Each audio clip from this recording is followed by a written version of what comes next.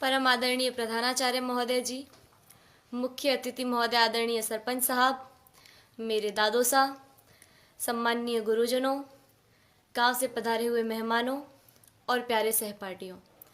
26 जनवरी को गणतंत्र दिवस के रूप में मनाया जाता है, ये तो हम सबको मालूम है।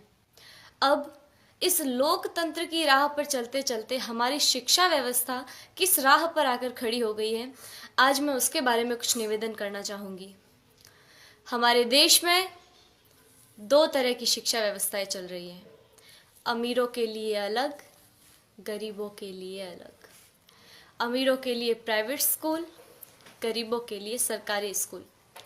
मैंने कई बार देखा है, घर पर जब मेहमान आते हैं और पूछने पर हम ये बताते हैं कि सरकारी विद्यालय में पढ़ रहे हैं, तो उनके चेहरे का रिएक्शन, भाव एक अलग तरीके का हो जाता है। तब मुझे बड़ा दुख होता है। उन सभी लोगों से मैं ये निवेदन करना चाहूँगी कि आप बहुत बड़ी गलतफहमी में हैं, क्योंकि शिक्षा का जो स्रोत है, शिक्षा जहाँ से आती है, वो आदरणीय शिक्षक है। शिक्षा ऊंची बिल्डिंगों से, बड़े बड़े गार्डन से, अच्छी बसों में सफ़र करने से या एसी रूमों से शिक्षा नहीं आती है। शिक्षा आती है शिक्षकों से, और वहाँ पढ़ा रहे सभी शिक्षक राजस्थान सरकार या किसी भी सरकार द्वारा आयोजित शिक्षकों को चयनित करने की परीक्षा में असफल रहे हुए लोग हैं, जिनको सरकार ने शिक्षक बनाने से इनकार कर दिया है। वो सभी लोग वहाँ पढ़ा रहे हैं।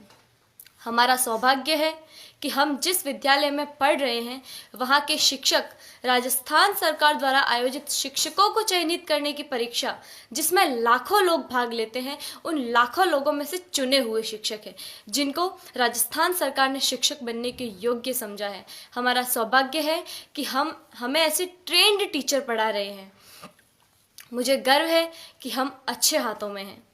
मेरे दादो सा आदरणीय जय सिंह जी देवल यहाँ विराजे हुए हैं, जो मुझे कभी कभी एक बात कहते हैं कि जितने भी आईएएस, आरएएस या सरकार के किसी भी उच्च पद पर लगे हुए ऑफिसरों में से ज़्यादातर ऑफिसर्स सरकारी विद्यालयों में पढ़े हुए हैं और सरकारी विद्यालयों से ही उत्तीर्ण हुए हैं।